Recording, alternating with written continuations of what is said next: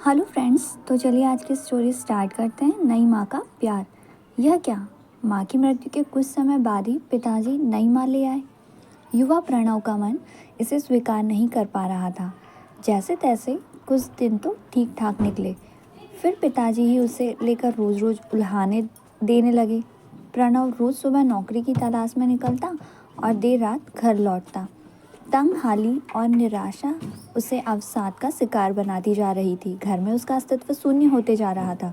जब भी घर छोड़कर जाने का मन करता, उसकी माँ के अंतिम शब्द उसकी राह रोक लेते और वह अपने अस्तित्व को निरंतर नकारे जाने के बाद भी मन मारकर रात को घर लौट आता।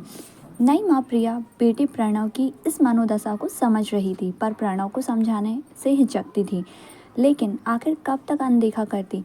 अब थी तो वह आखिर उसकी माँ ही, भले ही नहीं हो या समाज की नज़र में सौतेली।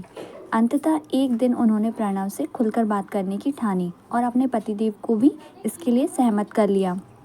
देर रात जब प्रणव घर लौटा तो बेहद उदास था। नई माँ ने बात शुरू करते हुए कहा, देखो बेटा, तुम स्वीकारो या ना स्वीकारो, पर अब मैं ही तुम्हारी माँ हूँ। जानती हूँ तुम्हारे लिए यह स्वीकारना आसान नहीं है, पर वर्तमान में रहना सीखो। मैं तुम्हारी जन्म देने वाली माँ नहीं तो क्या, आखिर हूँ तो माँ ही।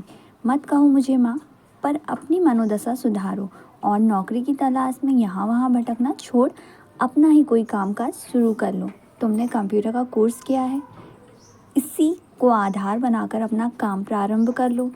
ईश्वर और तुम्हारी माँ का आशीर्वाद तुम्हें सफलता देगा।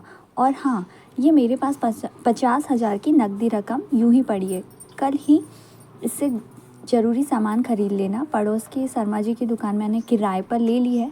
अच्छा सा मुहूर्त देखकर अपना खुद का काम शुरू करो। अब यहाँ वहाँ भटकने की ज़रूरत नहीं।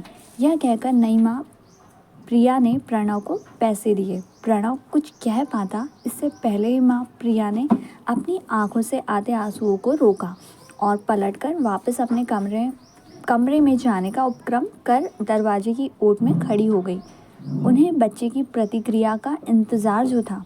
इधर प्रणव स्तब्ध हो गया। सोच रहा था, जो नई माँ कल तक उसे अनदेखा करती थी, आज उनमें अचानक यह बदलाव कैसे? जिसे वह कभी माँ नहीं कह पाया, आज वही उसके अस्तित्व को बचाने के लिए अपनी जमा पूंजी दे गई। इसी असमंजस में यूं ही उसकी नज़र अपनी माँ की तस्वीर पर गई। उसे लगा जैसे वह मंद मंद मुस्कुराकर कह रही है, माँ तो माँ ही होती है। अब प्रणव भी मुस्कुरा रहा था। अनायास ही उसके मुंह से निकली माँ की ध्वनि से पर्दे की ओट में खड़ी नई माँ भी मुस्कुरा उठी। उसे लगा जैसे उसने अपने अस्तित्व के साथ ही प्रणव का अस्तित्व भी बचा लिया। तो फ्रेंड्स, यही थी आज की स्टोरी। अगर आपको पसंद आई है तो प्लीज़ चैनल सब्सक्राइब करें। Thank you.